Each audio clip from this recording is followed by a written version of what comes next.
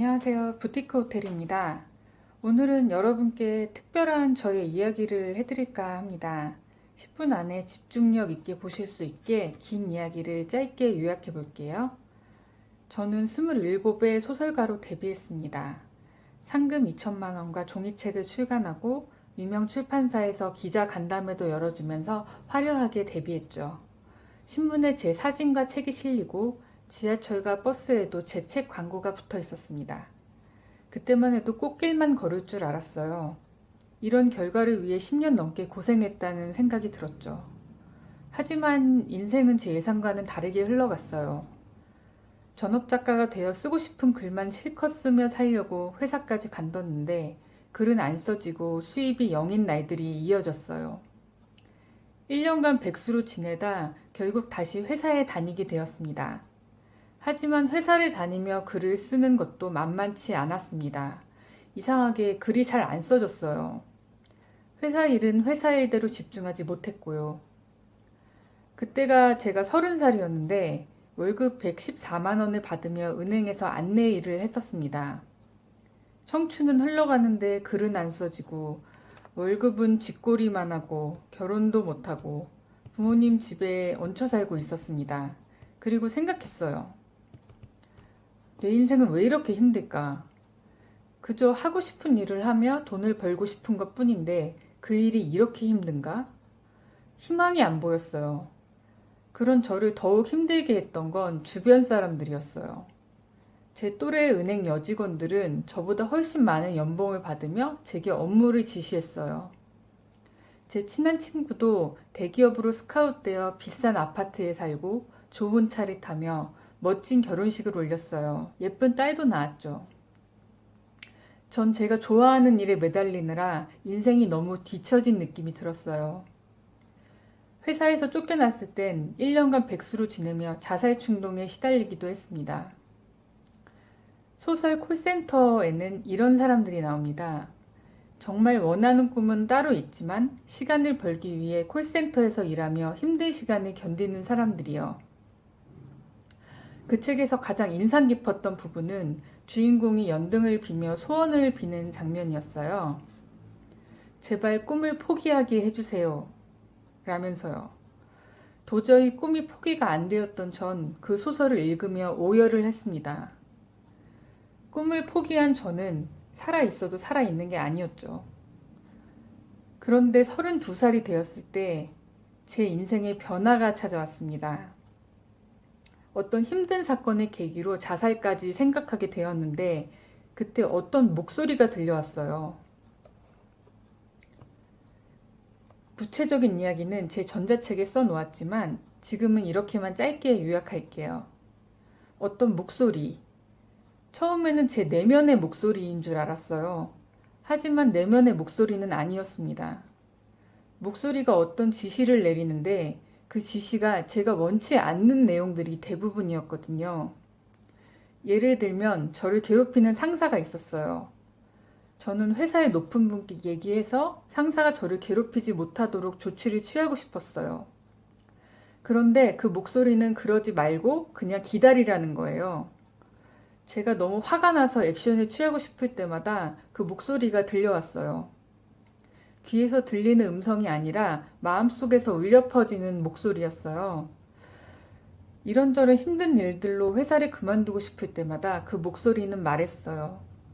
기다려라. 저는 짜증을 내면서 되받아쳤어요. 도대체 언제까지 기다리라는 거예요? 그러자 목소리가 대답했어요. 내가 움직이라고 말할 때까지. 그래서 당장 그만두고 싶은 충동을 이겨내고 그냥 기다렸어요. 그 목소리가 어디서 들려오는지도 모른 채요. 그런데 어떻게 되었는지 아세요? 몇 달 뒤 회사가 바뀌면서 여직원 하나가 그만둬야 하는 상황이 되었어요. 결국 동료가 그만뒀고 저도 체력의 한계를 느껴 다른 회사에 이력서를 넣게 되었어요. 희한한 것은 상사 때문이 아니라 근무 형태 때문에 그만두게 되었다는 것입니다. 그래서 저는 상사와 덕담을 하며 좋게 헤어질 수 있었어요. 만약 제가 기다리지 못하고 상사와 정면 대결했다면 훨씬 더 힘들고 고통스러운 시간을 보냈을 거예요. 하지만 저는 목소리의 요구에 따라 기다렸고 결국 불협화음 없이 자연스럽게 더 좋은 회사로 이직을 할 수 있었어요. 절묘하게도 이력서를 낸 바로 다음날 면접을 받고 그날 채용 소식이 온 것이 기적 같았어요. 절묘하게도 저보다 먼저 그만둔 동료가 마침 쉬고 있어서 저 대신 인수인계를 해주었어요. 동료는 넉 달 동안 이직이 안 돼 쉬고 있었는데 저는 이력서를 내자마자 이직에 성공한 것도 기적 같았어요. 저는 그때 분명히 들었어요. 면접 보러 오라는 전화가 왔을 때 이제 움직여라 라고 하는 목소리를요. 그리고 당장 출근하라는 전화에 때가 되었다 하고 말하는 목소리도요. 바로 이 기회를 주려고 계속 기다리라고 했다는 걸 깨닫고 저는 무척 충격을 받았어요. 그 이후에도 비슷한 종류의 신기한 일들이 몇 차례 반복됐어요. 제가 어떤 결정을 하려고 하면 그걸 막거나 다른 방법을 제시하는 목소리가 들려왔어요. 목소리가 시키는 대로 하면 제가 생각지 못했던 놀라운 결과가 찾아왔어요. 내 능력으로는 얻어낼 수 없는 결과들이 오는 시기였어요. 그리고 얼마 후 전 그 목소리가 누구의 것인지를 알게 되었어요.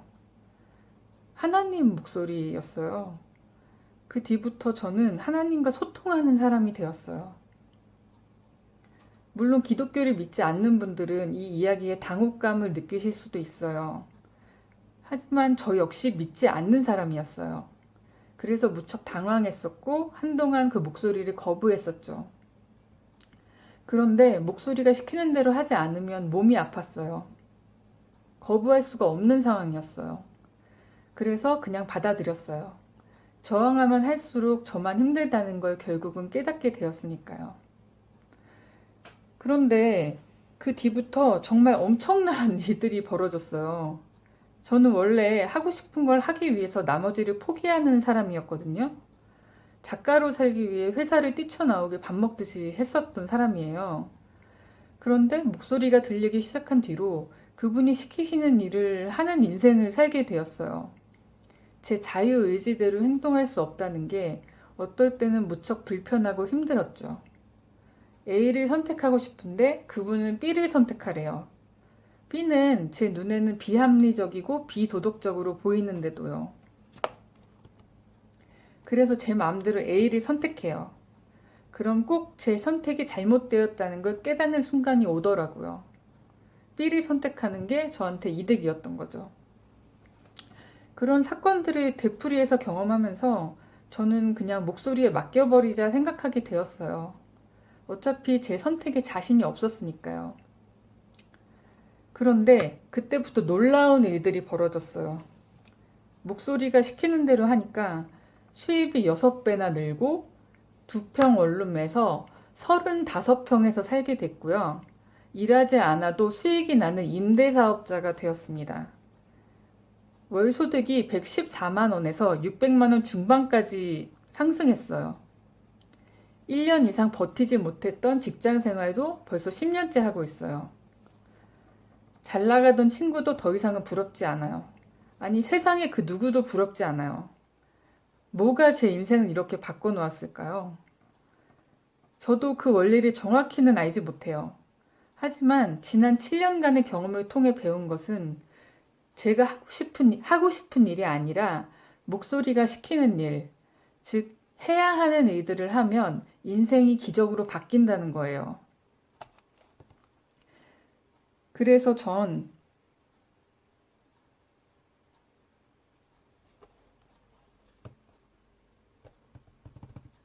그래서 전 그걸 기적의 결정법이라고 불러요. 사람들은 하고 싶은 일을 하는 게 행복이라고 말하죠. 하지만 적어도 제 경우엔 아니었어요. 하고 싶은 일을 하면 인생이 꼬여요. 남들보다 뒤처지고 인생이 암울해져요. 하고 싶은 일 하지 마세요. 해야 하는 일을 하세요. 만약 해야 하는 일을 하시잖아요.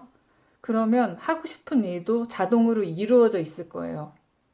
제가 그걸 진짜 다 경험했어요. 제가 이렇게 유튜브로 제 경험을 말하고 있잖아요. 이것도 목소리가 시켜서 하는 일이거든요. 그런데 보세요. 글이 안 써지던 제가 지금 기적의 결정법이라는 전자책을 썼고 그걸 영상을 통해 말하고 있는 거예요. 글이 안 써져서 미칠 것 같았는데 시키는 일을 하니까 글이 써지고 있는 거죠. 결국 해야 하는 일을 하면 하고 싶은 일은 나도 모르게 가능해지는 거예요. 기적의 결정법이라는 전자책에 어떻게 그 목소리가 저에게 왔고 목소리가 시키는 대로 했을 때 어떤 기적들을 경험했는지를 자세히 적어 놓았어요. 책은 안 읽으셔도 상관없어요. 단지 이 짧은 영상을 통해서나마 그 이야기를 전달하고 싶었습니다. 나는 목소리가 안 들리는데 어쩌냐고 생각하는 분들도 계시겠죠. 걱정 마세요. 우리가 현재 처한 상황이 바로 목소리니까요.